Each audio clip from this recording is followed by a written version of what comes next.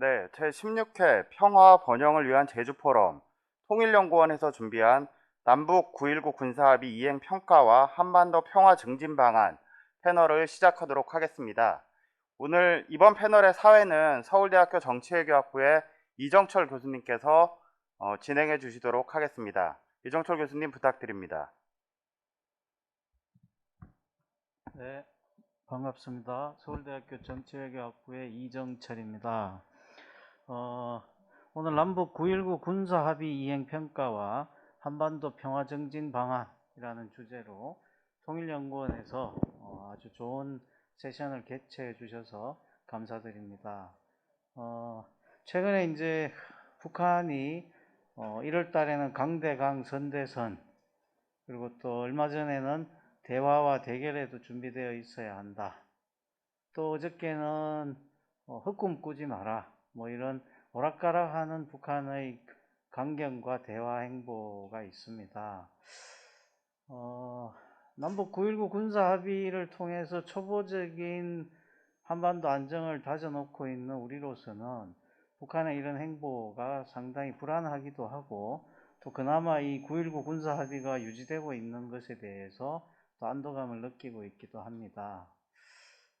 이제 격변기가 시작되고 있는 듯 한데요. 이 한반도 미래 정세 어떻게 될 건지 오늘 두 분의 발표자를 모시고, 그리고 세 분의 토론자를 모시고 한반도 평화 정진 방안을 논의하는 자리를 갖게 되었습니다. 먼저 발표자 두 분 소개해 드리겠습니다. 남북 9.19 군사합의 이행 상황과 의미 평가를 주제로 통일연구원의 장철훈 부연구위원님께서 발표해 주시겠습니다. 그리고 한반도 평화 정진을 위한 통일교육 재현, 민주주의, 시민윤리, 평화 주제로 서울대학교 한국정치연구소에 계신 강현석 박사님께서 온라인으로 발표해 주시겠습니다. 다음 토론 소개해 드리겠습니다. 서강대학교 공공정책대학원에 계신 정영철 교수님 모셨습니다. 발표지하고는 순서가 조금 바뀌었는데요. 히라이 히사시 선생님, 지금 경남대 극동문제연구소의 초빙위원으로 계시고요. 일본에서는 뭐 북한 연구나 한국에 대해서 너무나 저명하신 연구자이십니다. 그리고 마지막으로 안경모 국방대학교 안전보장대학원 교수님께서 온라인으로 토론해 주시겠습니다. 인사해 주시기 바랍니다. 네, 감사합니다. 이렇게 오늘 두 분의 발표와 세 분의 토론을 통해서 우리 9.19 군사합의가 어떻게 진행되고 있으며, 또 그동안의 남북 합의가, 군사 부문의 합의가 어떻게 지켜져 왔는지를 살펴보고, 그리고 한반도 평화정진을 어떻게 할 것인가, 그리고 그것을 위한 통일교육을 어떻게 진행하는 것이 중요한가에 대한 초점을 맞추어서 발표와 토론 모시도록 하겠습니다. 먼저 장철훈 박사님 발표 부탁드리겠습니다. 예, 이정철 교수님의 소개를 받은 통일연구원의 장철훈입니다. 우선 이렇게 좋은 자리에 참여할 수 있게 해주셔서 제주포럼 측에 감사를 드리고요. 제가 오늘 말씀드릴 내용은 남북 9.19 군사합의의 이행 상황과 그 의미를 평가하는 내용입니다. 이와 관련된 내용은 지금까지 많은 연구가 있어 왔고 평가들이 있어 왔습니다. 그래서 그런 부분들과 약간의 차별화를 시킬 수 있도록 그 9.19 군사 합의가 남북 국방장관 사이의 세 번째 합의라는 점에 이제 착안해서 첫 번째, 두 번째 합의와 비교하는 내용을 중심으로 말씀을 드리도록 하겠습니다. 오늘 제가 말씀드리는 내용의 순서는 대략 이렇습니다. 일단 그 논의 배경에 관해서 간단하게 말씀드리고요. 1, 2, 3차 남북 국방장관 합의를 비교하고 평가하기 위한 기준을 간략하게 설명드릴 것입니다. 그 기준은 크게 세 가지인데요. 하나는 합의 배경, 두 번째는 주요 내용, 세 번째는 이행 상황, 이렇게 되겠습니다. 그리고 오늘 제 발표를 마치면서 남북 9.19 군사합의가 갖고 있는 의미에 대해서 제 개인적인 평가를 간략하게 말씀드리도록 하겠습니다. 먼저 2019년 2월 달에 베트남 하노이에서 있었던 제2차 북미 정상회담 이후에 한반도 정세는 사실상 경색 국면을 지속하고 있다고 할 수 있습니다. 그리고 북한이 도발적인 행동을 할 때마다 9.19 군사합의가 제대로 잘 지켜지고 있느냐라는 문제가 제기되는 것이 사실이고요. 이에 대해서 우리 군 당국은 북한의 중대한 위반은 없다는 입장을 반복하고 있지만 사실 그런 부분에 대한 객관적인 논의가 많지 않은 것도 사실입니다. 한편 앞서 말씀드렸던 것처럼 9.19 군사합의에 대한 평가나 이행 상황에 대한 분석 같은 것들은 이른바 2018년부터 한 1년 정도 이어졌던 한반도 평화의 봄이라는 맥락에서 이루어지는 경향이 있습니다. 하지만 그에 대한 평가나 내용, 합의 사항에 대한 이행 점검 이런 것들은 기존의 이런 맥락에서는 많이 다뤄졌기 때문에 앞서 말씀드렸던 것처럼 저는 앞서 있었던 두 차례의 남북 국방장관 회담 합의와 비교를 중심으로 해서 말씀을 드리도록 하겠습니다. 본격적인 논의 말씀을 드리기에 앞서서 지난 세 차례 9.19 군사합의를 포함해서 지난 세 차례의 남북 국방장관 회담 합의의 개요를 간단하게 살펴볼 필요가 있습니다. 첫 번째 남북 국방장관 회담은 2000년 9월 말에 이곳 제주도에서 열렸었습니다. 그래서 그 합의서의 공식 명칭은 남북 국방장관 회담 공동보도문이라고 할 수가 있겠고요. 특별한 서명자가 있지는 않았습니다. 그리고 이 공동보도문은 전문과 5개 항으로 구성되어 있습니다. 제2차 남북 국방장관 회담은 2007년 11월 말에 평양에서 열렸었습니다. 그래서 14선언, 14정상선언 이행을 위한 남북 국방장관 회담 합의서라는 명칭으로 합의서가 체결이 됐고요. 여기에는 우리 쪽의 국방부 장관과 북한의 인민무력부장이 서명을 했습니다. 그리고 2차 남북 국방장관 회담 합의서는 전문가 총 7개조 22개 항에 걸쳐서 아주 세세한 내용들에 많이 합의를 했습니다. 그리고 본격적으로 오늘 이제 주요하게 살펴볼 9.19 군사합의는 제3차 남북 국방장관 회담 합의서라고 할 수 있습니다. 잘 아시는 것처럼 2018년 9월 중순에 남북 정상회담과 함께 이루어졌고요. 평양에서 회담이 개최가 됐었습니다. 그리고 합의서의 공식 명칭은 역사적인 판문점 선언 이행을 위한 군사분야 합의서 이렇게 말씀을 드릴 수가 있겠습니다. 서명자는 2차 국방장관 회담과 마찬가지로 우리 쪽 국방부 장관과 북쪽 인민무력상이 서명을 했고요. 이 군사분야 9.19 군사합의는 전문가 6개조 22개 항 뿐만 아니라 그 6개조 22개 항과 연결된 부친문서가 5가지가 있습니다. 그런 측면에서는 점점 이 남북 국방장관 회담 합의서가 진일보하고 발전하고 있고 조금 더 세부적이고 내용이 풍부해지고 있다. 이런 말씀을 드릴 수가 있겠습니다. 두 번째로 크게 말씀드릴 부분은 이제 무슨 기준으로 비교하고 평가를 할 것이냐인데 일단 가장 중요한 건 합의 배경입니다. 남북 국방장관 회담이 왜 개최됐는가? 다시 말씀드리면 이게 국방부 장관 양쪽 군 당국을 책임지고 있는 사람들 사이에 합의를 한 것이기 때문에 이러한 합의가 왜 맺어지게 됐는가? 특히나 그 국방부 장관보다 이제 상위 레벨에 있는 사람은 남북한의 최고 지도자일 수밖에 없습니다.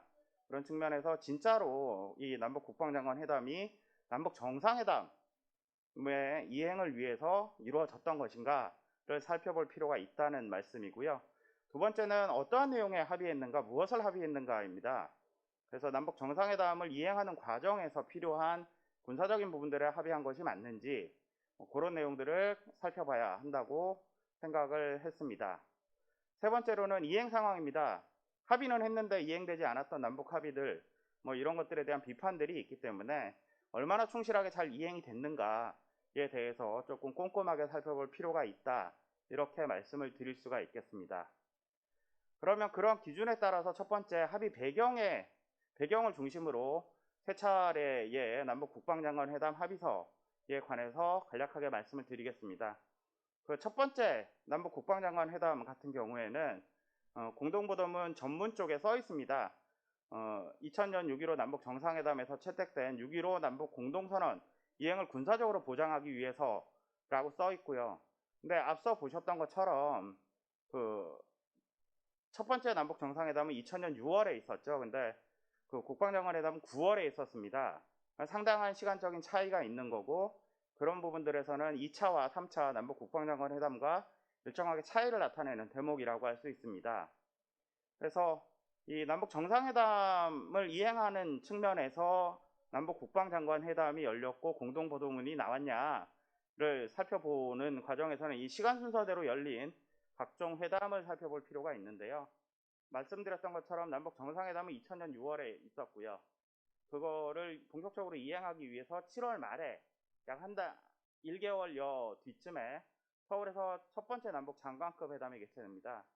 그리고 그로부터 또 한 달 뒤쯤인 2000년 8월 말에 제2차 남북 장관급 회담이 개최되는데, 그때 당시 통일부 장관이었던 박재규 장관께서 김정일 위원장을 만나기 위해서 자강도까지 가고, 그 자강도로 가서 김정일 위원장을 만난 자리에서 남북 군사당국 사이의 회담이 필요하다는 내용을 강력하게 어필을 했다고 합니다. 9월 중순에 김용순 북한의 당시 대남 담당 비서가 남쪽을 방문을 해서 남쪽을 방문을 하는데, 그 자리에 북한의 당시 군부의 실세였던 박재경 대장이라는 사람이 같이 오게 됩니다. 박재경 대장에게 남북 국방장관 회담 개최를 공식적으로 제의를 하게 되고요. 우리 쪽에서 그런 과정을 거쳐서 이제 9월 달에 열리게 된 것입니다.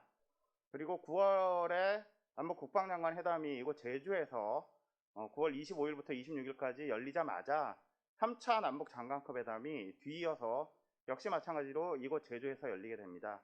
그래서 그 첫 번째 그 남북 국방장관 회담임에도 불구하고 직접적인 계기는 남북 정상회담이었다고 하기보다는 제2차 남북 장관급 회담이 직접적인 계기가 되었다라는 것이 2001년 통일부에서 발간한 통일백서에 있는 내용이고요. 그런 측면에서 봤을 때는 합의 배경과 관련해서는 남북 정상회담보다는 남북 장관급 회담보다 수준이 낮은 국방장관 회담과 동급이라고 할 수 있는 장관급 회담이 직접적인 계기가 됐다는 점에서 차이를 나타내고 있다고 말씀을 드릴 수가 있겠습니다. 두 번째 남북 국방장관 회담은 앞서 살펴보셨던 것처럼 2007년 11월에 있었습니다. 그리고 이 합의서의 전문을 보시면 14 정상선언의 이행을 위한 군사적 대책을 토의하고 라는 내용이 명문화가 되어 있습니다. 그리고 합의서의 3항과 5항에 걸쳐서 국방장관 회담의 필요성 같은 것들을 적시를 하고 있습니다. 그런 측면에서 제2차 남북 국방장관 회담 같은 경우에는 2007년에 있었던 노무현 대통령과 김정일 위원장 사이에 두 번째 남북 정상회담이 직접적인 계기가 됐다, 이렇게 말씀을 드릴 수가 있겠습니다. 2018년에 있었던 9.19 군사합의 같은 경우에는 합의서의 명칭이 앞서 말씀드렸던 것처럼 역사적인 판문점 선언 이행을 위한 군사분야 합의서 이렇게 되어 있습니다. 그러니까 9월 달에 평양에서 열렸던 문재인 대통령과 김정은 위원장 사이의 세 번째 남북 정상회담임에도 불구하고 그 정상회담과 함께 열렸던 국방장관 회담의 결과물임에도 불구하고 문재인 대통령과 김정은 위원장 사이의 첫 번째 남북 정상회담이었던 판문점 선언을 합의서 명칭으로 삼음으로써 4.27 판문점 남북 정상회담과 9.19 군사합의를 직접적으로 연계하고 있다, 이렇게 말씀을 드릴 수가 있겠고요. 또한 9월 평양 공동선언, 문 대통령과 김정은 위원장 사이의 세 번째 남북 정상회담인 9월 평양 공동선언을 보면 판문점 선언 군사분야 이행 합의서를 평양 공동선언의 부속 합의서로 채택하고 이렇게 명문화를 하고 있습니다. 다시 말씀드리면 앞선 두 차례의 남북 국방장관 회담 합의와 달리 9.19 군사합의 같은 경우에는 남북 정상 간의 합의, 두 가지 합의를 모두 다 이중적으로 연계하고 있기 때문에 오히려 합의 배경이나 이런 데 있어서는 훨씬 더 탄탄하다라고 평가를 할 수가 있을 것 같습니다. 주요 내용과 관련해서는 뒤에 그 이행 상황 평가 쪽에서 다시 말씀을 드릴 거기 때문에 일단은 주요 내용은 쭉쭉쭉 넘어가도록 하고요. 보시는 것처럼 아마 뭐 이 합의서 내용은 통일부 웹사이트나 이런 걸 보시면 충분히 다 찾아보실 수 있을 것으로 생각이 됩니다. 세 번째 기준인데요. 이행상황 평가입니다. 1차 남북 국방장관 회담이 공동보도문을 채택하면서 마무리가 되고 그것들을 이행하기 위한 남북 군사실무회담이 5차례에 걸쳐서 개최됩니다. 그리고 제5차 남북 군사실무회담에서 남북 관리구역 설정과 남과 북을 연결하는 철도와 도로 작업의 군사적 부장을 위한 합의서, 그러니까 군사적인 문제에 대한 합의를 채택을 하게 되고요. 6차 군사실무회담에서도 마찬가지로 동해지구와 서해지구 남북 관리구역 설정과 남과 북을 연결하는 철도 도로 작업의 군사적 부장을 위한 합의서를 채택을 하게 됩니다. 이런 내용들로 이행이 돼가는 상황이었고요. 전반적으로 평가를 해보면 첫 번째 남북 국방장관 회담 공동보도문은 앞서 말씀드렸던 것처럼 5개 항으로 이루어져 있습니다. 근데 이 5개 항에 대해서 이행 여부를 평가를 해보면 1항은 6.15 공동선언 이행을 위해서 군사문제 해결이 필요하고 그것들을 위해서 적극 협력한다 라고 되어 있기 때문에 됐다고 보기도 어렵고 안 됐다고 보기도 어려워서 일단 세모로 개인적으로 평가를 했습니다. 2항 같은 경우에는 군사적 긴장 완화와 한반도의 항구적이고 공고한 평화를 이룩하는 등 전쟁 위험 제거가 기묘한 문제라는 데 이해를 같이 하고 공동으로 노력한다라고 했는데 사실 그 뒤에 여러 가지 남북한 사이에 군사적인 충돌 같은 것들이 있었다는 점을 감안했을 때 이행됐다고 보기는 조금 어려울 것 같습니다. 그리고 세 번째인 10월 초에 만나서 구체적으로 세부 사항을 추진한다. 이 내용은 이행이 됐고요. 앞서 살펴보셨던 것처럼 4항 같은 경우에는 군사분계선과 비무장지대 개방 등 남북 관할지역 설정 문제를 정전협정에 기초해서 처리한다. 역시 마찬가지로 앞서 말씀드렸던 것처럼 이행이 됐다고 할 수가 있겠습니다. 그리고 5항은 그 다음 회담이었는데요. 2차 회담은 11월 중순에 북측 지역에서 개최한다라고 했는데 여기에서 약속한 대로 회담이 개최되진 않았습니다. 2차 남북 국방장관 회담 같은 경우에는 7차 남북 장성코 군사회담으로 이어졌고요. 그거에 이어 그 직전에 제35차 남북 군사 실무회담이 개최돼서 문상과 봉동 사이에 철도화물 수송의 군사적 보장을 위한 합의서가 채택이 되게 됩니다. 그래서 그거에 따라서 남북한 사이에 이제 그 경의선 철로가 보다 본격적으로 운영될 수 있는 기반을 마련했다. 이렇게 평가를 할 수가 있겠고요. 총 7개조 22개 항에 걸쳐서 합의를 하는데 맨 마지막에 있는 7조는 제2차 남북 국방장관 회담 합의서의 효력 발휘와 관련된 문제이기 때문에 그건 제외하고 1조부터 2조, 3조, 4조, 5조의 각 항들에 대해서 개인적으로 평가를 조금 해봤습니다. 이행이 어떻게 되었는지. 그래서 1조 1항 같은 경우에는 모든 군사 문제를 협력해서 평화적으로 처리한다고 했는데 그게 완벽하게 이루어진 것은 아니기 때문에 그렇다고 이루어지지 않았다고 볼 수도 없어서 세모로 평가를 했고요. 육사합의 등 기존 남북 군사적 합의를 철저히 준수한다도 역시 마찬가지로 세모로 처리를 했습니다. 그래서 이런 것들을 간략하게 쭉쭉쭉 살펴보실 수가 있는데 살펴보시는 것처럼 동그라미나 세모보다는 X가 상당히 눈에 많이 띈다는 점을 확인하실 수가 있습니다. 그래서 그런 부분들에 있어서는 조금 합의 이행이 잘 안 되지 않았나라는 평가를 하실 수가 있을 것 같고요.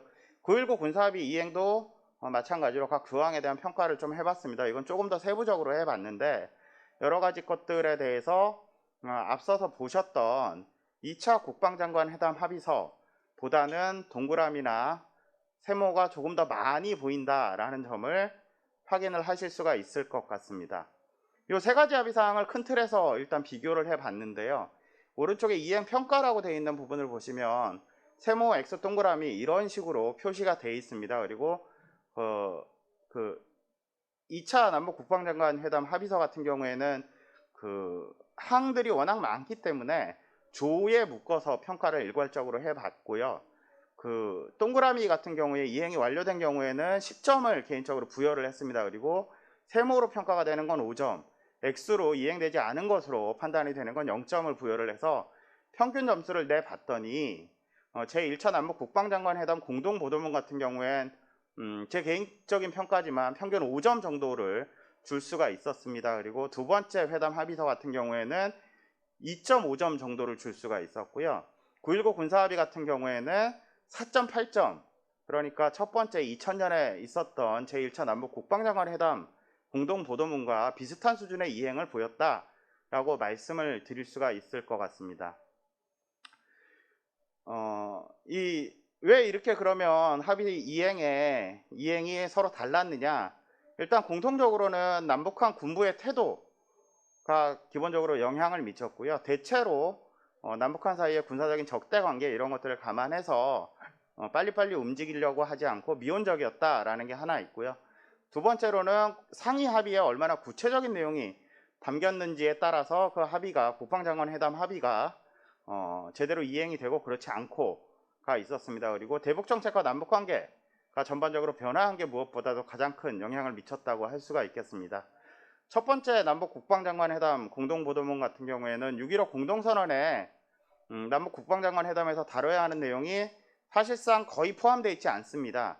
그래서 남북 정상회담이 아닌 두 번째 남북 장관급 회담이 직접적인 계기가 됐고요.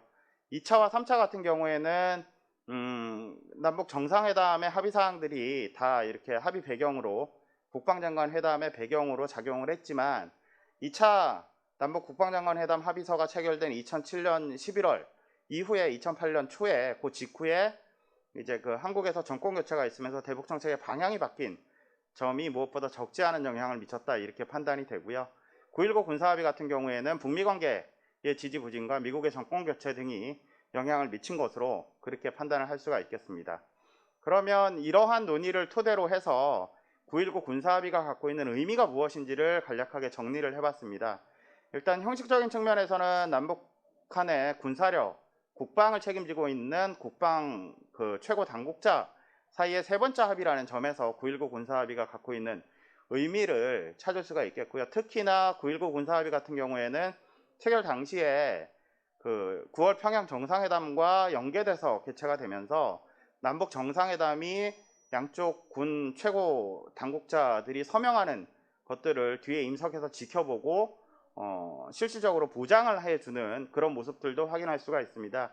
그런 점에서 2000년과 2007년에 있었던 합의와는 조금 차원이 다른 합의다 이렇게 볼 수가 있겠고요. 합의 배경 측면에서는 앞서 말씀드렸던 것처럼 2000년은 남북 정상회담보다는 2차 남북 장관급 회담이 직접적인 계기가 됐고 2007년과 9.19 군사합의는 남북 정상회담이 직접적인 계기가 됐다는 점에서 차이를 나타낸다고 할 수가 있겠습니다. 내용적인 측면에서는 점점점 2000년, 2007년, 2018년으로 진행이 되면서 점점점 상당히 구체화가 돼 가고 있다고 말씀을 드릴 수가 있겠고요. 합의 이행 측면에서는 앞서 말씀드렸던 것처럼 2000년 합의에 대해서는 합의의 이행 수준은 5점, 10점 만점에 5점에서 중간 수준. 하지만 2007년 같은 경우에는 10점 만점에 2점 몇 점 정도로 해서 상당히 낙제 수준을 줄 수가 있을 것 같고요. 9.19 군사합의는 중간 수준 역시 그렇게 평가를 할 수가 있을 것 같습니다. 이행 과정 측면으로 나눠서 조금 세부적으로 살펴보면요. 9.19 군사합의 같은 경우에는 이전의 두 합의와 달리 미국이 이행하는 과정에서 실질적으로 참여를 했다는 점에서 차이를 확인할 수가 있습니다. 그리고 평화 공고화 측면에서는 정전협정을 뛰어넘는 수준을 9.19 군사합의에서 담보하기 위해서 노력을 했다라는 점에서 평가를 할 수가 있겠습니다. 2000년 공동보도문은 앞서 간략하게 살펴보셨던 것처럼 정전협정을 바탕으로 일부 사항이 이행이 됐고요. 2007년 합의서 같은 경우에도 정전협정에 기초하면서도 이를 뛰어넘기 위해 시도했지만 이행이 제대로 되지 않으면서 사실 정전협정에 머물러 있는 수준이었다고 할 수 있는데 2018년 9.19 군사합의 같은 경우에는 우발적 충돌 소지를 강력히 규제하기 위해서 양쪽의 군사력 배치나 군사력을 운용을 제한하는 지역을 대폭적으로 확대하면서 정전협정을 일정하게 뛰어넘기 위해서 노력했고 상당히 이행이 됐다라고 말씀을 드릴 수가 있겠습니다. 이상으로 제 발표를 마치겠습니다. 감사합니다.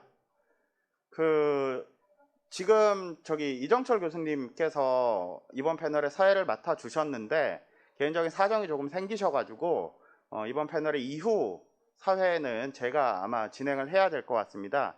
제 발표가 끝났기 때문에 두 번째 서울대학교 한국정치연구소의 강혜석 박사님께서 한반도 평화증진 방안과 관련된 내용을 발표를 해 주시도록 하겠습니다.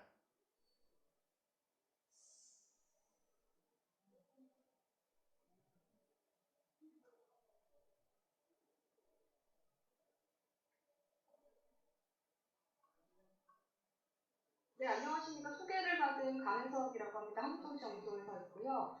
발표 시간이 어느 정도 할애가 되는 예, 건가요? 강 박사님 한 20분 정도 해주시면 됩니다. 네, 네, 알겠습니다.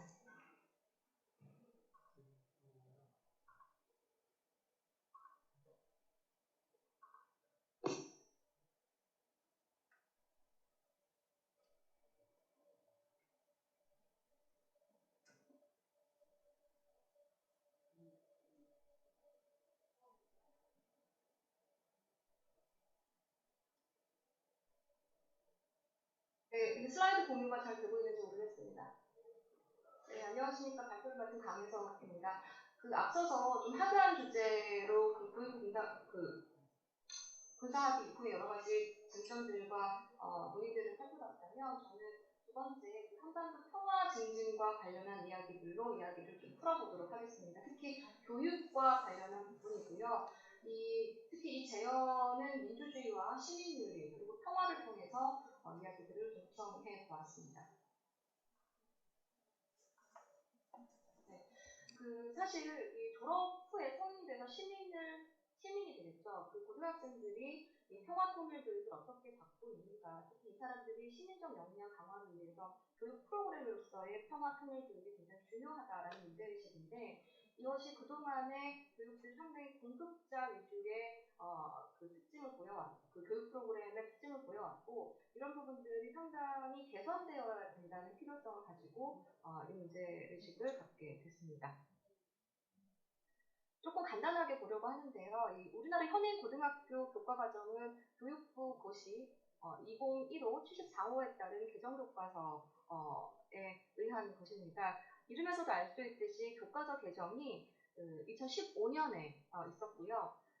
그리고 정부가 바뀌었죠. 통일부가 2018년부터 통일교육 지침서를 대신해서 평화 통일교육 방향과 관점이라는 내용으로 이것을 기존의 것을 지침서를 대체하기 시작했습니다. 그래서 평화 통일의 교육을 핵심적으로 담당하는 교과목은 우리나라 교과 체계에서 1학년의 통합사회 과목과 2학년의 생활과 윤리라는 과목에서 이루어지고 있습니다. 그래서 각각 5종 교과서로 출판이 되고 있고요. 각각의 내용들은 조금씩 다르지만 그 구성은 일반적으로 대동소이한 것으로 보입니다.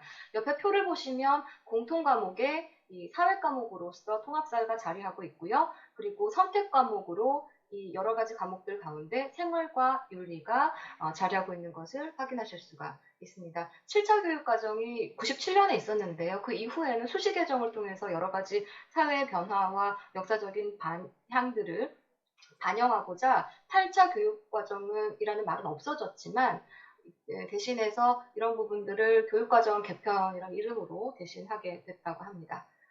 자, 여기는 조금 간단하게 넘어갈게요. 이 통합사회 내용과 체계가 이 교육부 고시에 잘 고치가 되어 있다라는 말씀이고요. 성취 기준도 이 빨간색을 포인트로 해서 미리 내어드린 자료를 통해서 확인하실 수가 있을 것 같습니다. 같은 방식으로 교육부 고시의 생활과 윤리의 내용 체계와 성취 기준이 이렇게 잘 제시가 되어 있습니다. 제가 특히 통합사회보다는 선택 과목으로 2학년 과목으로 제시되고 있는 생활과 윤리의 특징들을 조금 살펴봤는데요. 대체적으로 구성상의 문제는 크게 없는 것으로 보이지만 내용적으로는 상당히 여러 가지 문제점이 노출되고 있다는 점을 확인할 수가 있었습니다. 특히 여기에서는 다는 소개할 수는 없겠지만 간단하게만 소개를 해드리도록 하겠습니다. 근성교과서는 5종 교과서 중에 첫 번째 사례인데요. 예를 들면 잘된 점보다는 문제점 위주로 간략하게 진단을 하고 넘어가겠습니다. 통일의 실제적인 방식을 흡수통일, 무력통일, 그리고 합의에 의한 점진적 평화통일로 소개를 하고 있습니다. 그러면서 사실은 흡수통일과 무력통일이 서로 다른 개념일 수 있는데 사실은 무력을 통해서 흡수통일을 할 수도 있는 문제 아니겠습니까? 그런데 이런 부분들을 별도의 방식으로 서로 충돌하지 않는 개념으로 단순하게 서술하고 있는 방식이 조금 문제일 수 있겠고 특히 독일 통일 같은 경우를 단순하게 흡수 통일로 분류를 하고 있더라. 사실은 이런 부분들은 접근에 따라서는 점진적인 평화 통일로의 사례로 볼 수도 있기 때문에 서술상의 수정이 좀 필요해 보이는 부분이라고 할 수 있겠습니다. 특히 자체적으로도 모순이 발견되는데 후반부에서는 또 독일의 사례를 평화 통일로 소개하고 있기 때문에 이런 부분들은 반드시 시정이 필요해 보이는 대목입니다. 미래엔 교과서 두 번째인데요. 대략적으로 페이지들이 한 4-5페이지 정도 사파가 포함되어 있습니다만 교과서들이 4-5쪽의 분량으로 이 통일과 평화의 내용들을 수록하고 있었습니다. 미래엔 교과서의 특징이라고 한다면 경제적인 측면을 상대적으로 부각하고 있고 통일의 비용 문제에서도 비경제적인 그 비용들, 다시 말해서 통일이 창출하고 있는 여러 가지 평화적인 또 인도주의적인 여러 가지 문화적인 가치들에 대해서는 거의 접근하고 있지 않다는 특징을 보여주고 있습니다. 그리고 앞선 금성교과서에서도 발견되는 부분인데 이 대북 식량 지원 문제를 이 토론의 주제로 거론을 하면서 인도주의적으로 접근할 것인가 혹은 북핵 억제의 문제로 접근할 것인가라고 접근을 하면서 사실 북핵이 이미 핵보유 선언을 한 다음이기 때문에 2015년이라는 개정교과서의 그 반영 시점을 생각을 해본다면 차기의 개정교과서에는 이런 표현들이 조금은 수정되어야 될 필요가 있지 않나라는 지적을 하고 싶습니다. 그리고 마찬가지로 독일 통일과 관련해서는 서술에서의 왜곡 문제가 좀 더 발견이 되는데 금성교과서에도 그런 문제가 있었죠. 독일에서는 동독 주민들이 통일 이후에 법치국가에 살게 됐다라는 표현이 있는데 그렇게 본다면 동독 주민들은 그 이전에 다시 말해서 통일 전에는 법치국가에 살지 않았다라는 단정적인 표현이 전제되어 있는 것이라고 볼 수 있겠죠. 이런 부분들도 엄밀하게 본다면 조금은 신중하게 접근해야 될 필요가 있지 않나라는 생각입니다. 다음으로 천재교육 교과서입니다. 마찬가지로 통일 관련 토론 및 논의 주제들이 제시되고 있으면서 좀 적절한 편이라고 평가할 수 있겠지만 마찬가지로 북한 문제에 있어서의 서술은 조금은 좀 오해의 소지가 있어서 적어봤습니다. 그러니까 기본적으로 북한 모든 주민들이 마치 의식주를 제공받지 못해서 생존권을 위협받고 있다라는 표현을 하고 있는데 이런 부분들도 현실과 얼마나 부합하는 것인지 2021년에 지금 현재 북한 주민들의 경제 상황, 식량 상황 이런 부분들이 얼마큼 반영되고 있는지에 대해서는 조금은 의문의 여지가 있겠죠. 비상교과서입니다. 마찬가지로 여러 가지 논의들을 잘 제시하고는 있지만 마치 토론이라는 형식으로 이 단원들의 문제 제기를 하면서도 결국에는 교사들의 지침서, 우리 생활윤리를 지도하는 선생님들의 지침서에서도 나와 있듯이 정답이 사실 정해져 있습니다. 그래서 주체적인 통일 문제 접근을 하는 것처럼 보이지만 내용적으로는 그렇지 않더라라는 것이 문제로 제기될 수 있겠고 사실은 마찬가지로 지학사 교과서에서도 어떤 통일의 접근 방식에서 선정치 후 사회경제 vs 또 선사회경제 후 정치라는 여러 가지 입장을 민주적으로 또 평등하게 제시한 것처럼 보이지만 정작 교과서 내용들을 학생들한테 교습할 때는 특정한 하나의 정답을 가지고 유도하는 듯한 느낌으로 이런 것들을 얘기하고 있기 때문에 상당히 좀 토론의 의미를 퇴색시키는 것이 아닌가라는 문제점들이 발견되었습니다. 그래서 1년에 각각의 교과서들을 좀 강론으로 제가 자세하게 살펴봤는데요. 조금은 큰 얘기로 조금 한 단계 나가서 이런 것들을 종합적으로 봤을 때 어떤 문제들이 있는가를 좀 정리해서 말씀드리겠습니다. 첫 번째는 이게 평화통일의 교육의 주체 문제입니다. 아까 처음에 모두에 말씀을 드렸듯이 학습 중심이 아닌 교수 중심, 공급자 중심의 교육이 이루어지고 있더라라는 것이 첫 번째 문제인식인데 예컨대 교육의 기회 문제에서도 이런 부분들이 제기될 수 있을 것 같습니다. 교육과정 졸업 이후에 바로 시민의 역할을 담당한 학생들에게 대한 평화통일의 교육기회가 모든 학생들한테 주어지는 것은 아니라는 것이죠. 아까 말씀드린 것처럼 생활과 윤리는 선택 과목이고요. 이것이 이제 2021학년도니까 작년에 수능을 본 학생들이 생활과 윤리를 선택한 비율입니다. 12만 명 정도가 되는데요. 물론 이 비율이 상대적으로 다른 과목에 비해서 적은 편은 아닙니다. 생활과 윤리 많은 학생들이 선택하는 과목이긴 합니다만 이런 부분들은 사실은 선택한 자들만 교육을 받을 수 있다라는 점에서 일반론에 입각한 통일교육 내지는 평화 통일교육이 이루어지고 있진 않다라는 점을 반증하고 있는 것이라고 보여지고요. 두 번째는 교육의 방식입니다. 토론 및 논의를 강조했던 이 통일부의 평화통일 교육 방향과 관점의 2018년 교육 방향과 또 교육부에서 내놓은 여러 가지 제안들, 또 현재 우리 교육부와 통일부가 함께 고민하고 있는 여러 가지 제안들 중에 통일로 가는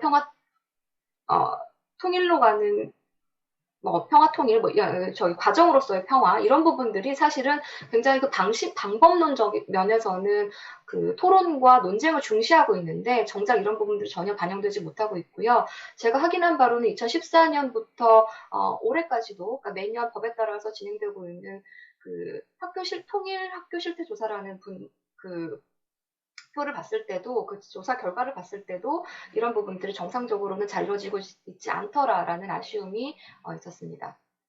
두 번째 문제입니다. 분단 극복 및 평화통일의 해법과 기존의 윤리사상의 개념들이 좀 불일치하더라라는 거죠. 다시 말해서 우리가 학생들이 선생활과 윤리라는 과목 안에서 배우는 다른 교과 과정의 내용들과 분단 극복을 위한 평화통일의 해법의 강론의 내용들이 서로 충돌하더라라는 내용입니다. 다시 말해서 예를 들어서 민족주의 같은 경우가 대표적인데요. 전반적으로 도덕과 윤리, 사회교과에서 민족주의는 좀 퇴조하는 현상으로 묘사되고 있습니다.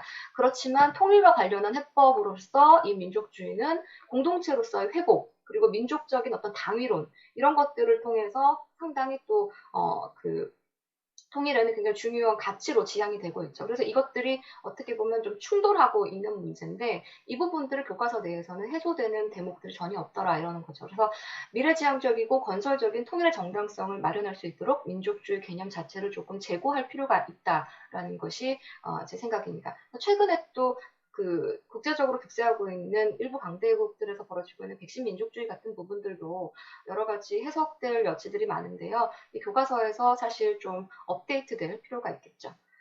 마찬가지로 평화통일 해법으로서의 사회통합 윤리가 좀 더 세밀하고 섬세하게 다루어져야 되겠다라는 생각입니다.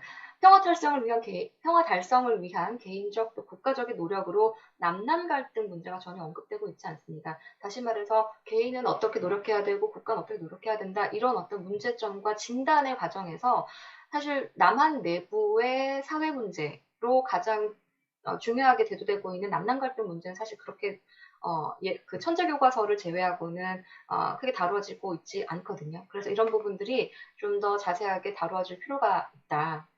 우리 내부의 갈등 극복이 되어야지 사실 남북관계도 극복의 동력이 생기지 않을까라는 문제의식이고요.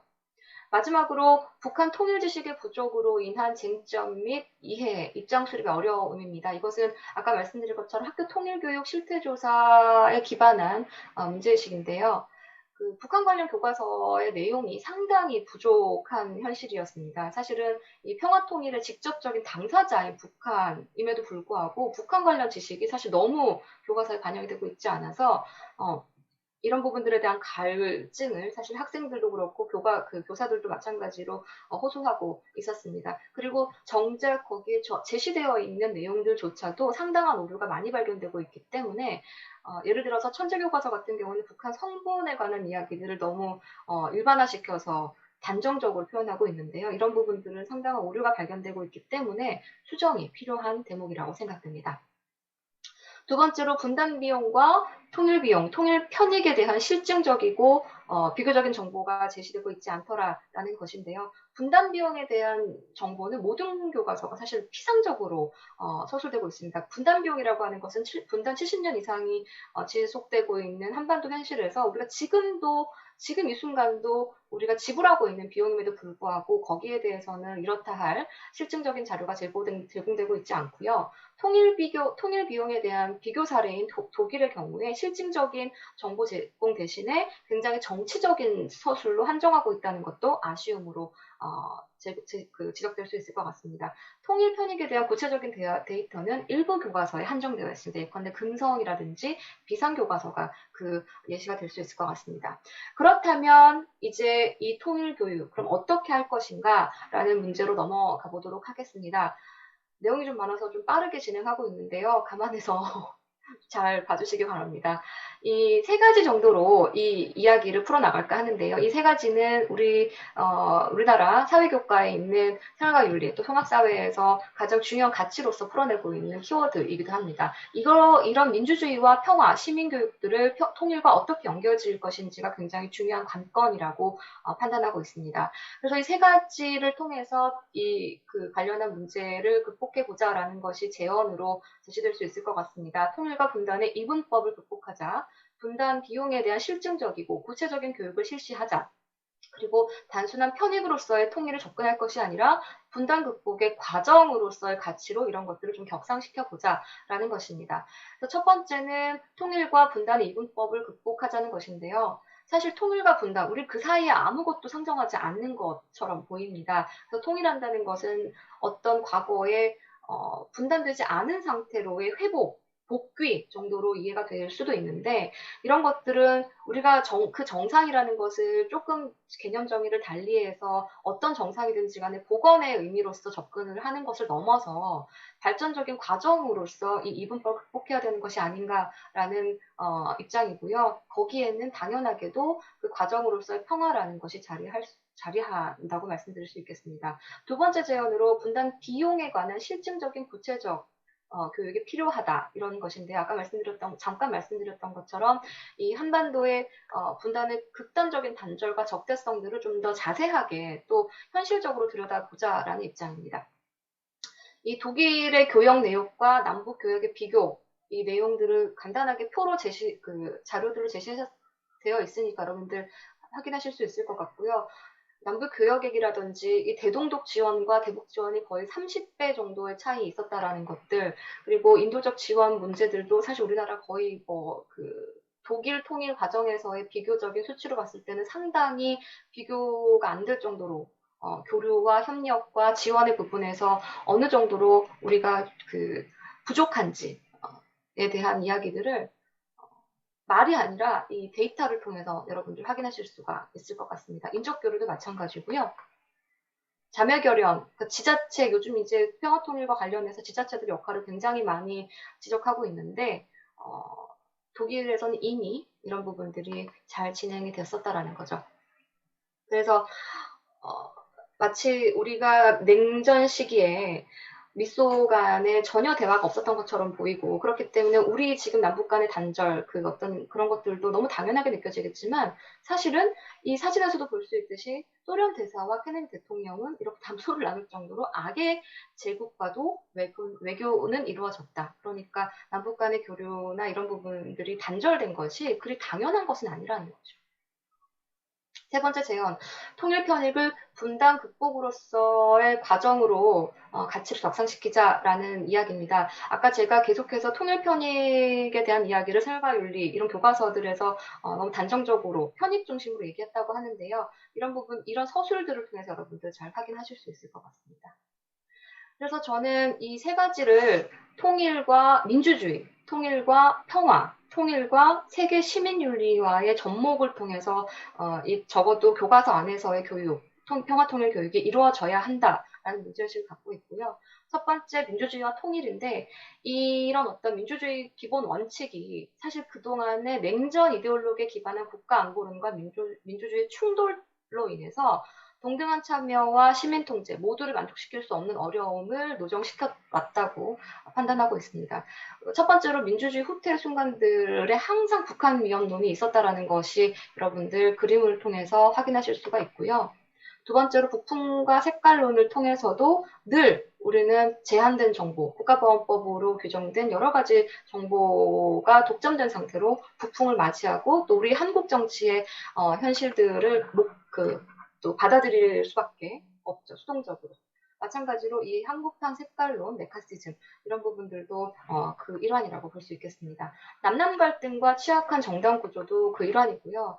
이념 갈등이 우리 갈등의 균열축 중에 가장 높고 우리나라 갈등 지수가 이런 OECD 국가 중에서도 탑 3에 랭크되어 있다는 것도 가장 문제가 되겠습니다. 특히 작년도의 그 범국민 안보의식 조사 결과를 보면 적대적인 대상으로 북한을 상정하고 있는 것도 굉장히 문제가 되겠고요. 취약한 정당 구조, 다시 말해서 우리나라는 서구의 어떤 개념으로서 보수와 진보를 나누는, 그러니까 이 시장과 개인 그리고 국가와의 긴장 속에서 보수와 진보를 가르는 그 스펙트럼 속에서 우리가 이 진보 보수를 나누는데 우리나라는 거기에 적용이 되지 않더라라는 거죠. 그걸 맞춰봤자 우리나라 결론은 이렇게 유효한 분석이 되지 않는데 그 이유는 이걸 보면 잘 알 수 있습니다. 보라색으로 표현된 민주당이 권위주의와 보수주의가 가장 높은 정당으로 되어 있는 것이죠.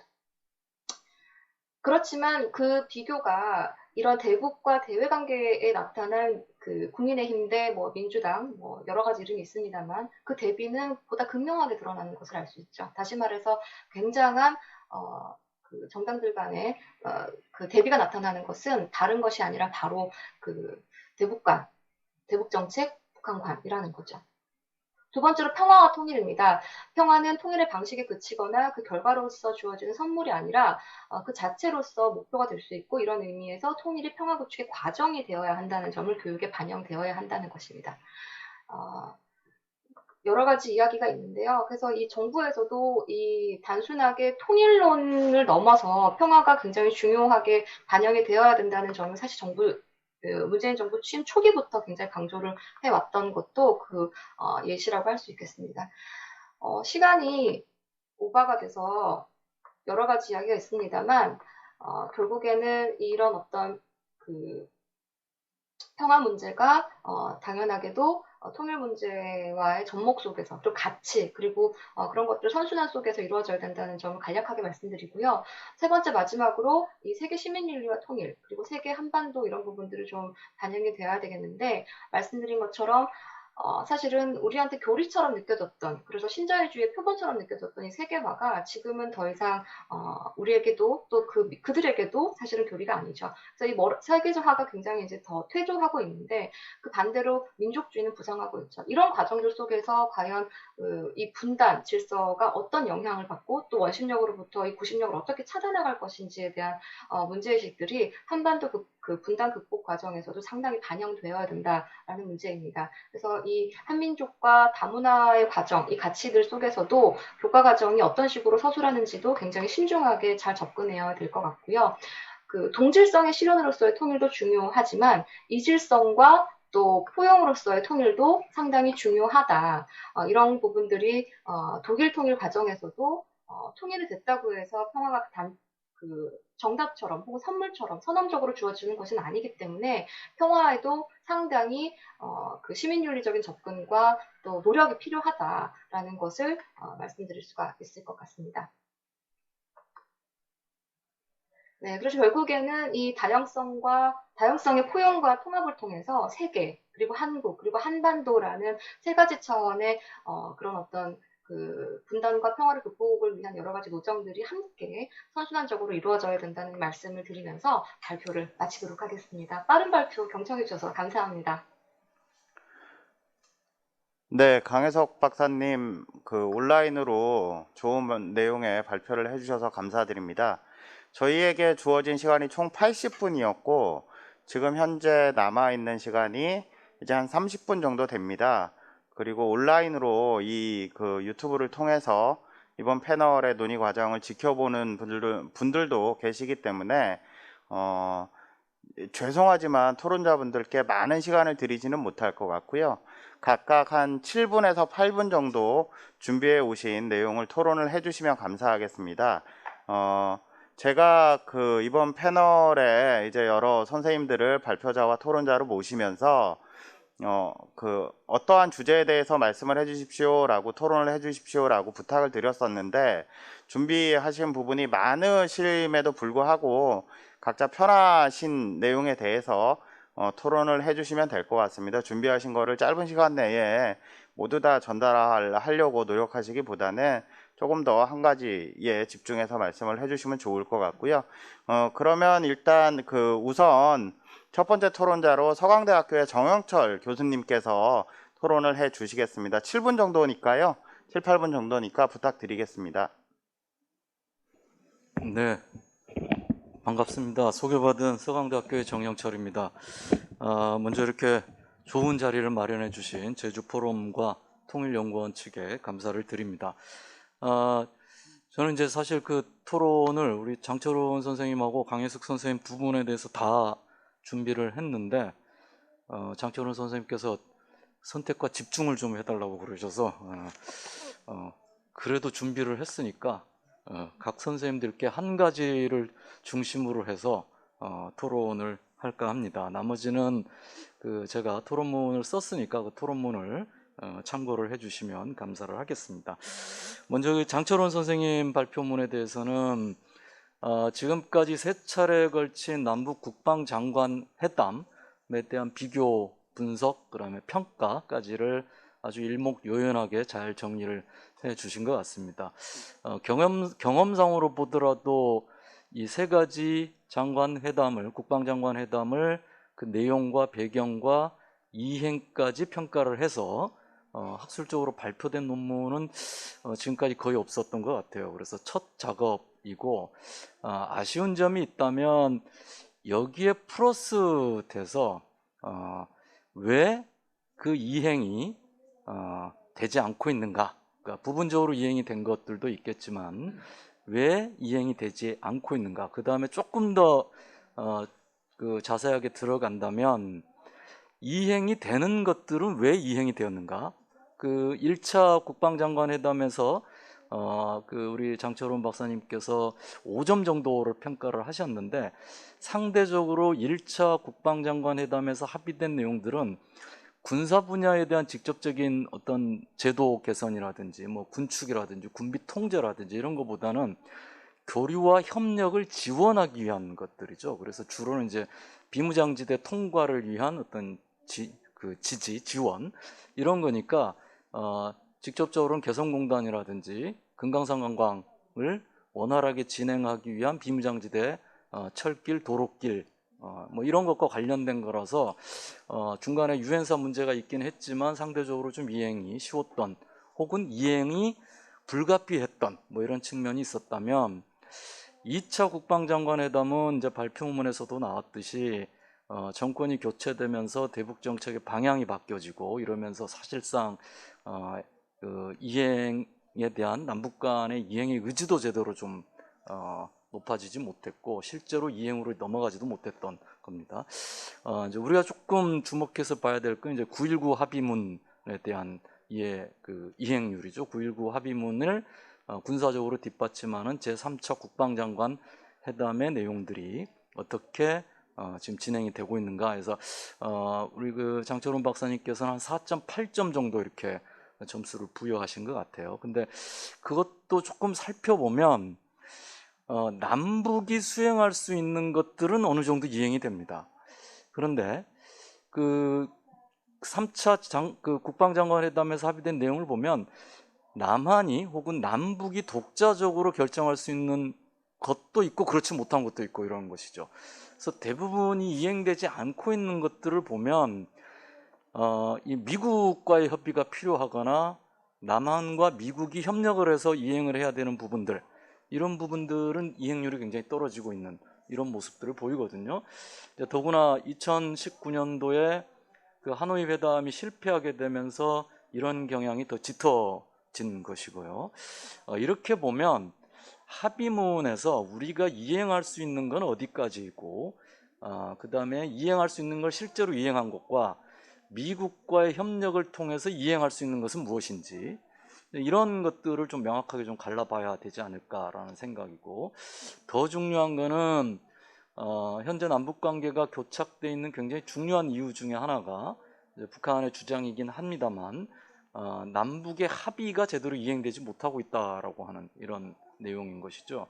그래서 우리 정부의 특히 이제 정치 군사적인 문제에 있어서 우리 정부의 이행에 대한 자율성을 어떻게 높여갈 것인가, 라고 하는 것이 앞으로 굉장히 중요한 문제가 되지 않을까. 향후에 남북이 또 다른 합의를 한다라고 했을 때 그런 합의를 실제로 이행으로 옮길 수 있는 우리 정부의 자율적인 능력들을 얼마나 우리가 확보할 수 있을지, 좀 이런 것들이 가장 관건이 되는 문제가 아닌가 이렇게 좀 생각이 됩니다. 이제 그런 점에서 결국은 남북 관계, 북미 관계, 한미 관계의 선순환 구조를 어떻게 만들 것인가, 굉장히 좀 큰 이야기가 되겠지만 큰 틀에서 보면 남북 관계, 한미 관계, 북미 관계의 선순환 구조를 만드는 것이고, 이런 선순환 구조를 만들기 위해서 우리 정부가 어느 정도나 의지를 가지고 행동해야 될 것인지, 혹은 이행을 실천적으로 담보할 것인지, 이런 문제들에 대해서 좀 강력한 좀 문제 제기와 좀 고민이 필요하지 않나 이런 생각이 듭니다. 두 번째로 이제 강혜석 선생님의 두 번째 발표는 아주 우리나라 이제 고등학교 교육의 통일 교육의 문제인 것이죠. 큰 틀에서 보자면 현행의 우리나라 교육 구조에서 과연 분단, 평화, 통일의 교육이 얼마나 실효성 있게 진행될 수 있을지에 대해서는 굉장히 뭐랄까 우려가 좀 되는 거죠. 저도 개인적으로 고등학생 자녀를 두고 있는데 학교에서 분단, 평화, 통일 교육을 한다라는 말은 거의 들어보지를 못했습니다. 그리고 또 개인적으로 제가 또 북한을 전공하고 있는 학자인데 저한테 와서 물어본 적도 없고요. 그래서 이런 것들을 보면 사실상 우리나라 현행 고등학교 교육에서 분단, 평화, 통일에 대한 교육이 그러니까 법적으로 이렇게 권고가 되고 있죠. 그리고 교육부 고시라든지 통일부 지침에 따르면 일정 시간 이상 교육을 하도록 이렇게 돼 있습니다. 그건 돼 있지만 실제 현장에서는 이게 굉장히 좀 뭐라 그럴까 내실 있게 진행되고 있는지에 대해서는 조금 의문스러운 그런 상황입니다. 이제 그럼에도 불구하고 이제 한 가지 좀 고민해야 될 지점들만 조금 좀 짚어보도록 하겠습니다. 여러 가지 이제 자료들을 쭉 이렇게 제시를 하고, 그 중에서 아마 마지막에 이제 강혜석 선생님이 굉장히 강조하고 싶었던 것 중에 하나가 아마 통일교육의 미래 바람직한 방향이라고 하는 것이 기존의 어떤 민족주의적, 어떻게 보면 우리에게 굉장히 특수한 이런 가치를 중심으로 해서 이루어진 교육이었다면 앞으로의 통일교육, 분단 혹은 평화교육이라고 하는 것은 보다 더 보편적인 가치에 기반해서 이루어져야 된다라고 하는 것들을 강조를 하고 있는 것 같아요. 그게 이제 민주주의 문제, 평화의 문제, 또 세계 시민의 문제, 이런 가치들과 결합되고 다양성에 대한 포용과 통합이라고 하는 방향으로 가야 된다. 여기에 대해서는 저도 굉장히 동의를 합니다. 다만 조금 한 발 더 들어가서 생각해 봐야 될 것이 이제 이런 것들이죠. 최근에 민족주의적 가치가 굉장히 태조하고 있는 건 맞지만, 또 다른 한편으로는 이 발표문에서도 지적을 했듯이 민족주의적인 이 부상이라고 하는 게 또 굉장히 강력하게 일어나고 있는 상황인 것이고요.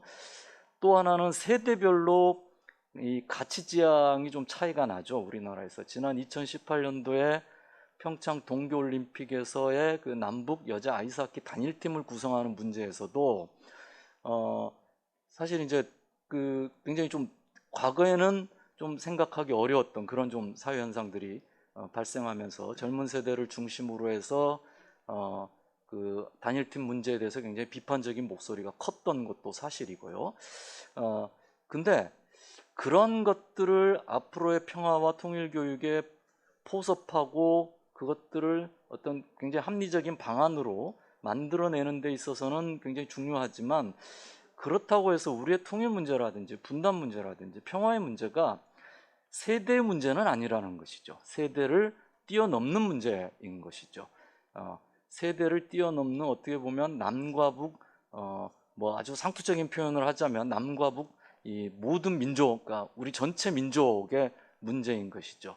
그런 점에서 보자면 그런 민족적인 가치하고 보편적인 가치를 어떻게 결합시켜 나갈 수 있을 것인가, 이게 이제 굉장히 큰 질문으로 던져지고 있다, 이렇게 생각이 됩니다. 많은 분들이 이야기를 하고 있지만 사실 그 해답을 찾기가 굉장히 어렵고 아마 해답을 찾아가는 과정이 아닌가 생각하게 되는데, 좀 그러한 이 우리에게 있어서는 민족적인, 그리고 다른 한편 또 보편적인 이런 것들을 잘 조화시키는 평화와 통일에 대한 교육의 내용과 방법들이 마련이 돼야 되지 않을까, 이렇게 생각을 합니다.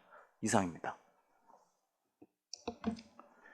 예, 정영철 교수님께서 제가 발표한 내용과 강혜석 박사님께서 발표하신 내용에 대해서 모두 좋은 토론을 해 주신 것 같습니다. 저희가 예정했던 순서는 그 국방대학교의 안경모 교수님의 토론을 먼저 듣는 거였는데, 안경모 교수님께서 지금 온라인으로 접속을 해 계시기 때문에 운영의 편의상 그 히라이 히사시 경남대학교 국동문제연구소의 초빙 연구위원으로 계시는 히라이 히사시 선생님의 말씀을 토론을 먼저 듣도록 하겠습니다. 예, 히라이라고 합니다. 잘 부탁합니다. 저는 먼저 잔철원 선생님에 대한 코멘트인데요. 저는 올해 한반도를 연구대상으로 하면서 때때로 느끼는 것이 북한이라는 나라하고 합의문을 만들어서 서연이 있는가란 때때로 그 허무적인 그 강망에 빠질 때가 있습니다. 예를 들면 한반도 비핵화선언 같은 그 대단한 합의를 만들어도 그런 약속이 전혀 지키지 않는, 그러니까 북한하고 합의해도 이행하지 않는 상황에 대해서 우리가 어떻게 하면 되는가라는 의문에 빠질 때가 많습니다. 네, 그렇게 생각할 때 그러나 북이 그런 합의를 지켰던 이유는 최고 지도자가 깊이 강요했던 그런 합의는 지금도 지키고 있는 것 같습니다. 6.15 공동선언이라든지 싱가포르 합의라든지 일본하고의 평양 북일 선언이라든지, 질사 공동선언은 그 직접 서명 안 하도 나중에 최고 지도자가 공함하는 식으로 깊이 강요했기 때문에, 그렇게 생각할 때 우리가 아주 중요하다고 생각하는 합의는 어떤 식으로 최고 지도자가 이거에 링크 시킬 수 있는지에 좀 신경 써야 하는 것 같은 느낌이 듭니다. 그러면서 지난번에 그 근사분야 합의는 재미있게 느꼈습니다. 그거는 평양선언의 소금문서로 그 합의문이 만들었고, 그 제목 안에 반문점 선언의 이행의한 그 근사분야 합의였습니다. 그런 면에서 두 개 정상회담의 합의에 링크했던 부분에서 아주 그런 면에서 북에서 이행하는 것을 담보하고 있는 그런 느낌을 받았습니다. 그리고 전철원 선생님께서는 그 미국하고 관계를 좀 작은 스케일로 남북미 그 협의체가 있었다는 식으로 말씀하셨는데, 제가 생각이 나는 거는 20년 전에 그 첫 번째 국방장관 회의 했을 때 저는 북견독방 교도통신에 북견독방을 했는데, 그거를 여기 와서 여름 옷차림으로 왔습니다. 근데 조면록 국방위원회 제1부위원장이 미국에 간다고 하는데 북견에 못 들어가가지고 직접 미국에 가서 여름 옷밖에 없어가지고 추운 생각을 했던 기억이 있습니다. 근데 그런 면에서 첫 번째, 그러니까 긴 남북 대화 역사 안에서도 3번밖에 국방부 장관 회의가 없었던 거는 어떤 면에서는 그러니까 미국하고 관계가 큰 면에서 선립되지 않으면 군사적인 합의는 어렵다는 그런 의미 아닌가 생각합니다. 그 당시에는 그 조면록 씨 반미가 있었고 오르브라이트 국무장관의 반북이 있었습니다. 두 번째 국방부 장관도 그때까지는 미국은 그 북에 대해서 대화에 대해서 부정적인 태도였지만 베를린 그 협의를 시작해 가지고 자세가 바뀌었습니다.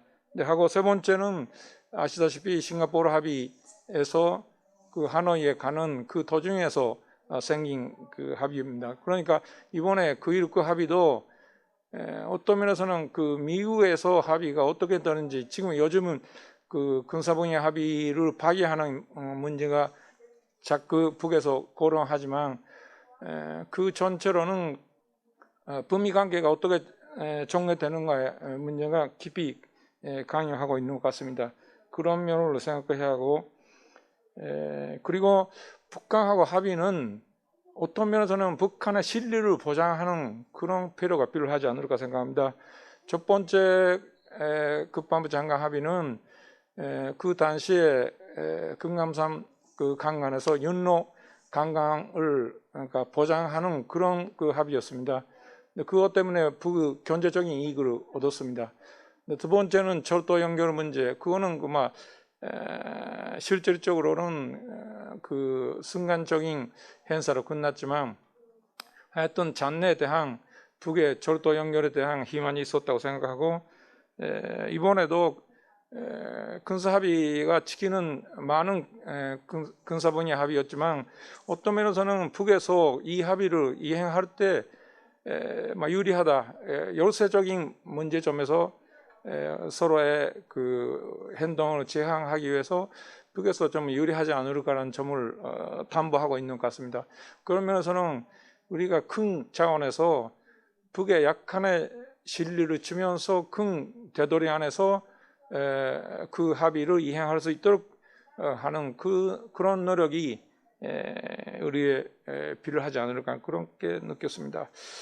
두 번째는 강혜덕 선생님의 발표에 대해서 하나만 제가 말하고 싶은 것은 아까도 이야기가 나왔지만 민족주의 문제입니다. 그 외국 사람이 남의 나라 교육에 대해서 좀 말을 하는 것은 좀 어렵고 심중해야 한다고 생각하지만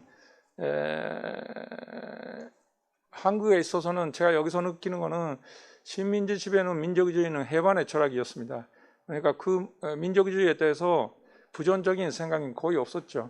근데 그러나 요즘에 와서 한국의 그 위상이 너무 높아지고 강화되고 그 민족주의가 저는 100% 옳은 개념이라고는 하기가 좀 어려워지고 있지 않을까라는 생각을 합니다. 어떤 면에서는 예를 들면 한일 관계에 있어서는 일본에서는 지적하시는 것과 같이 극우 민족주의가 강화되고 있고 오히려 한국에서는 진보적인 민족주의가 강화되고 있습니다. 그 민족주의도 완전히 반대되는 개념에서 그 민족주의가 강화되니까 또 그 관계가 격화되고 있는 그러니까 통일 교육이라는 게 어떤 면에서는 그 투입면의 민족 교육이가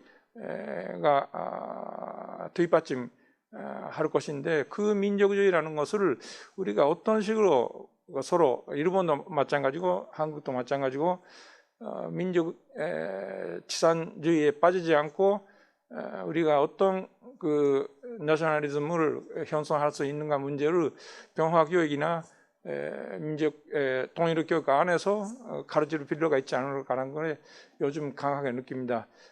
지적하시는 바와 같이 통일이 그 병화가 희생되는 통일 교육은 안 된다고 생각하고 그 부분에 대해서는 아주 깊은 공감을 느낍니다. 이상입니다. 예, 히라이사시 선생님 토론 감사드립니다. 그러면 오늘 지정된 순서의 마지막으로 1시간 넘게 지금 온라인 상에서 기다려주고 계셨습니다. 국방대학교의 안경모 교수님의 토론을 듣도록 하겠습니다. 네, 감사합니다. 국방대 안경모입니다. 아주 좋은 말씀 듣는 아주 유익한 시간이었기 때문에 1시간이 너무 짧게 느껴졌고요. 남은 시간도 굉장히 짧은 것 같습니다.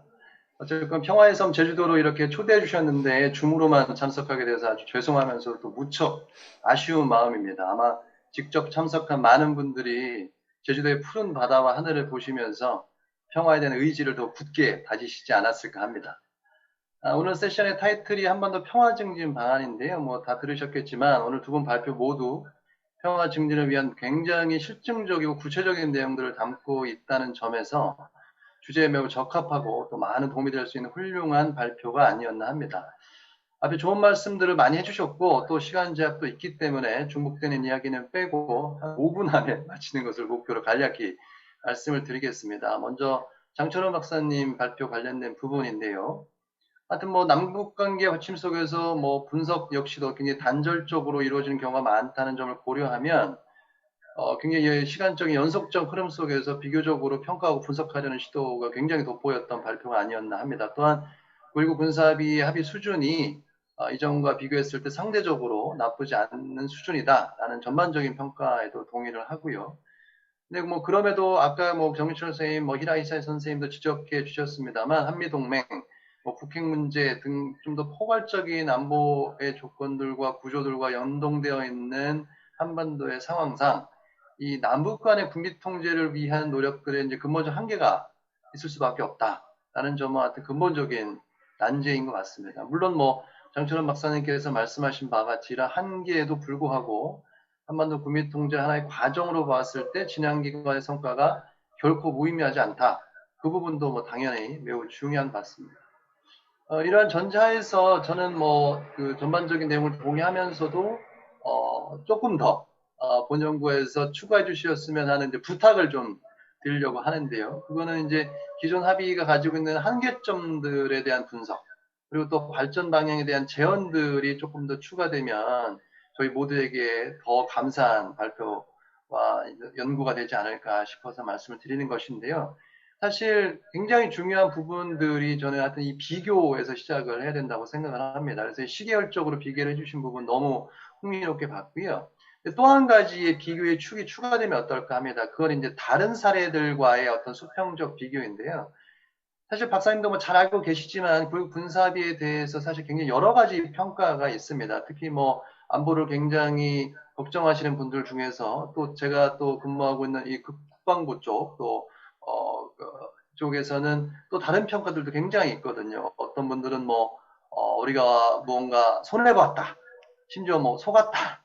약간 이런 평가를 하시는 분들도 있습니다. 그러니까 국내 정치적인 설득도 제가 보기엔 지속적인 남북 간의 군비 통제에서 굉장히 중요한 이슈라고 생각을 하는데, 그렇게 봤을 때 이분들을 설득하고 저희가 조금 더 넓은 열린 토론의 장으로 마련하려면 이 남북 간 군비 통제가 군비 통제 여러 가지 역사와 사례 속에서 어떤 정도의 수준이고 또 이전의 군비 통제 사례들의 성공과 실패에는 또 어떤 요인들이 있었는지, 또 많은 분들이 우려하고 계시는 남북한의 전력과 조건의 비대칭성들, 그래서 한미동맹 문제도 있습니다만 서울과 평양의 거리의 문제, 또 군사력의 어떤 그 작전상의 문제들, 여러 가지 그 무기체계 문제들, 비대칭성들이 있습니다. 이런 비대칭성들을 과연 우리가 어떻게 해결해 나가야 될 것인가에 대한 여타 사례를 통한 좀 더 제언들이 있으면 더 이 논문이 저희들에게 유익한 논문이 되지 않을까, 그런 생각이 들어서 무리하지만 한번 부탁을 드려보면 또 어떤 고민들이 있으셨을지 궁금하고요.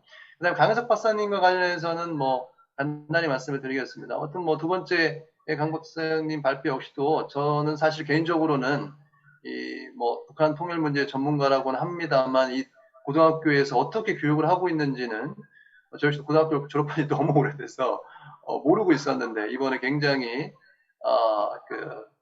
중요한 주제에 대해서 배우게 되는 좋은 기회를 주셔서 감사하다는 생각이 들고요. 굉장히 많은 내용을 담고 있는 발표였는데, 하여튼 오늘의 가장 핵심적인 주제가 이제 평화라는 키워드니까 그 평화 관련된, 특히 이제 후반부에 시간이 좀 부족해서 말씀을 좀 많이 못하신 부분이 있을 것 같은데 관련해서 좀 궁금한 게 있어서 여쭤보고자 합니다. 보니까 굉장히 교과서를 꼼꼼하게 분석을 해주셨던 것 같은데, 사실 뭐 여러 가지 측면에서 이 평화의 화두가 통일과의 결합되는 문제가 향후 통일교육에서 저는 굉장히 제일 중요한 문제라고 생각을 하는데, 혹시 현행 교과서에서 이 평화 관련해서 어떤 교육을 하고 있는지, 또 어떤 문제점들이 있는지에 대해서 저희들에게 간략히 말씀을 해주신다면 어떨지 이것도 역시 부탁을 드려봅니다. 이상 마치도록 하겠습니다. 감사합니다. 예, 멀리서 온라인으로 좋은 토론을 해주신 안경모 교수님께 감사드립니다. 저희에게 주어진 시간이 이제 한 5분 정도 남았습니다. 그리고 앞서 말씀드렸던 것처럼 제가 본의 아니게 발표자 겸 사회자 겸 이런 역할을 하고 있기 때문에 저와 함께 저에 이어서 이제 발표를 해주신 강혜석 박사님께서 지정토론자 세 분께서 하신 토론 내용에 대해서 간략하게 한 1, 2분 정도 말씀을 해주시면 감사하겠고요. 그게 끝나고 나면 뭐 제가 드릴 수 있는 말씀 드리고, 혹시나 현장에 뭐 아주 소수로 참여하고 계시지만 현장에 와 계신 분들도 계시고 아니면 온라인으로 접속하신 분들도 일정하게 있는 것 같습니다. 혹시나 질문 내용이나 이런 것들이 취합된다면 간단하게 뭐 이렇게 진행할 수 있도록 그렇게 하겠습니다. 강 박사님 먼저 간단하게 말씀 부탁드립니다.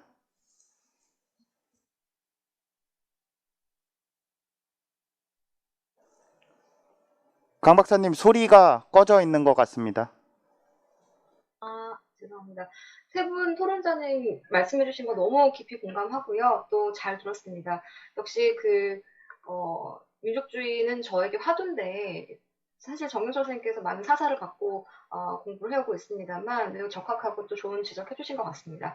먼저 이 히란 선생님하고 정윤철 선생님께서 공통적으로 지적해주신 민족주의 관련해서 조금 설명을 드리자면, 사실 이 발표에서는 어떤 주제와 일관성 때문에 다른 교과 내용들과 조화라는 측면에서 뭐 윤리 뭐 이런 것들 같이 이야기하는 과정 속에서 이 민족주의에 대한 이야기가 조금은 좀 다소 약하게 제가 표현을 한 걸지도 모르겠는데요. 이 재현이 좀 약하게 전달됐을지도 모르겠습니다. 그렇지만 사실 이 민족주의라는 것이 히라이 선생님께서 말씀하셨지만 세계적으로도 그렇고 국내적으로도 그렇고 우리 이 민족주의에 대한 우려가 안팎으로 많이 제기되고 있는 현실은 우리가 무시할 수가 없을 거라고 생각합니다. 하지만 저는 개인적으로 말씀드리자면 이 민족주의를 우리가 고루하다, 또 아웃데이트 되었다, 낡은 것이다, 극단적으로 나쁘다, 나아가서는 이렇게까지 할 필요가 전혀 없다고 생각을 합니다. 사실 민족이 없는 국가들, 뭐 미국 같은 경우, 유럽의 어떤 국가들 같은 경우에도 이 민족주의를 만들어서 그 안에서 내세우는 판에 사실 왜 이 민족과 민족주의의 힘으로 수천 년 동안 단일하게 유지됐던 우리 민족적 힘, 그리고 그런 것들이 그 많은 역사적 고난들을 역사적으로 극복해왔던 우리의 어떤 그런 힘들이 왜 그런 자원들을 포기하면서까지 우리가 그런 것들을 굳이 스스로 포기할 필요가 있느냐라는 합리적인 의심이 저는 있고요. 오히려 이런 얘기들을 좀 발전적이고 건설적으로 또 구체적이고 실증적으로 이 민족주의, 우리 내부의 민족주의 개념들을 좀 고민하는데 우리가 좀 저하고 여러 가지 이념적이나 논쟁적인 부분들 때문에 좀 포기하고 있었던 것은 아닌가라는 생각을 하고 있고요. 그래서 오히려 이 시점에 이런 포용적이고 또 관용적인, 우리가 흔히 말하고 있는 요즘 많이 나오고 있는 회복적 정의를 실현할 수 있는 민족주의를 우리가 구성해 나갈 수 있는 기회가 지금 주어진 것이 아닌가라고 생각을 개인적으로 하고 있습니다. 뭐 예를 들면서 베네딕트 앤더슨이 뭐 상상의 공동체 이런 얘기를 많이 하는데, 민족주의가 인위적으로 고안돼서 국가가 인위적으로 만든 거일 수도 있지만 반대로 말하면 아래로부터의 해방의 언어, 그러니까 무한한 상상력이 열린 형태로서 반영이 될 수도 있다라는 가능성을 얘기를 드리고요.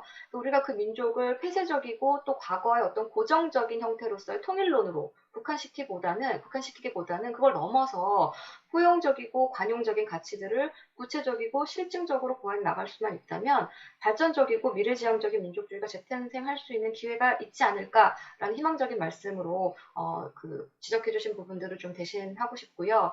마지막으로 안경모 박사님께서 말씀해 주셨던 평화에 대한 교과서의 서술 문제인데요. 사실 이건 좀 굉장히 중요한 부분이어서 여기는 빠져있지만 따로 제가 논의를 지금 진행을 시키고 있는 부분이기도 합니다. 이 그러니까 평화와 관련해서 우리 가장 흔히 많이 인지하고 있는 그 이론 중에 하나가 이제 갈통의 소극적 평화, 적극적 평화일 텐데요. 사실 이 부분조차도 너무 단순하게 서술되어 있을 뿐더러 오류가 많이 발견됩니다. 다시 말해서 직접적 평화와 소극적 평화 내용 안에서 이 물리적인 폭력이 미치는 영향들이 오류의 형태로, 다시 말해서 마치 물리적인 평화가 직접적인 평화의 주요한 변수인 것처럼 서술되고 있는 교과서들도 있거든요. 그래서 이 평화라는 개념 자체를 구체적으로 반영하고 있지 못한 것도 현실이지만 아주 일부 평화를 소개하고 있는 교과서들조차도 오류가 많이 발견된다. 그래서 이 개정 교과서에는 이런 평화의 부분들이 상당히 강화되고 수정되고 보완될 필요가 있다라는 말씀을 드리면서 오늘 말씀해주신 응답을 마치도록 하겠습니다. 감사합니다. 예, 강 박사님 말씀 감사드립니다. 제가 오늘 첫 번째로 발표하면서 이 발표문을 준비하면서 어떻게 방향을 잡아야 될지에 대해서 고민을 참 많이 했습니다. 많이 했는데 오늘 여기 행사장으로 오면서 이제 서강대학교의 정영철 교수님과 이런저런 말씀을 나누면서 제가 드린 말씀은 저겁니다. 제가 주로 이제 군사 문제에 관해서 공부를 하고 있기 때문에 제가 쓰는 글들이나 제가 발표하는 것들을 우리 국방부에 계신 분들이나 아니면 안보 문제와 관련해서 직접적으로 일을 하시는 분들이 보셨을 때 그분들이 비웃지 않을 수준이면 될 것 같다. 근데 그게 참 힘들다라는 말씀을 드렸는데 오늘 이런저런 말씀을 드리면서 이제 토론해 주신 선생님들 말씀 들어보니까 제가 아직 좀 부족한 부분은 있어도 큰 방향 자체가 틀리진 않은 것 같다라는 점을 확인할 수 있었던 기회였던 것 같습니다. 그래서 말씀하신 내용들, 특히나 북미 관계나 아니면 남북한 사이의 자율성을 확보할 수 있는 부분들, 그리고 안경모 교수님 말씀해 주셨던 남북한의 군비 통제 혹은 군사적인 신뢰 구축 이런 것과 관련해서 해외 사례하고 비교할 수 있는 부분들은 앞으로 더욱 발전시켜 나갈 수 있도록 하겠습니다. 오늘 저희 제16회 평화 번영을 위한 제주 포럼에 통일연구원이 이 남북 9.19 군사합의 이행 평가와 한반도 평화 증진 방안이라는 주제로 패널을 마련을 했습니다. 현장에서 일부 참석자가 있고 온라인으로 참석하신 분도 계시기 때문에 이런 걸 요즘엔 하이브리드 방식이라고 부르더라고요. 그래서 코로나19에도 어려운 여건 하에서도 좋은 발표해 주신 강 박사님께 감사드리고요. 그리고 그 세 분 토론자 선생님께도 감사드립니다. 이것으로 통일연구원이 준비한 패널은 마치도록 하겠습니다. 감사합니다. 수고 많으셨습니다, 다들.